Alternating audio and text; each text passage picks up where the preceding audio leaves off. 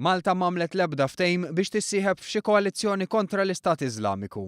Saħaq dan il-Ministru għall-Affarijiet Barranin George Vella fi stqarrija b'reazzjoni għal diversi rapporti li deru fil-midja.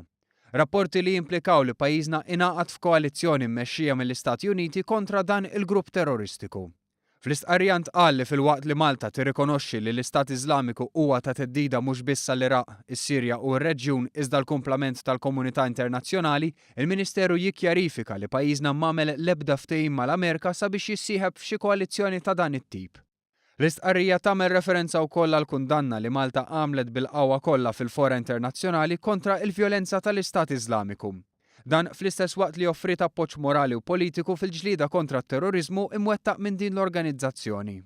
In-newtralità ta' Malta għandha lan li tinkiseb il-paċi, u għaldaqstant pajjiżna ma jistax ikun newtrali jew passiv f'ċirkostanzi bħal dawn, temmet tgħid din l-istqarrija.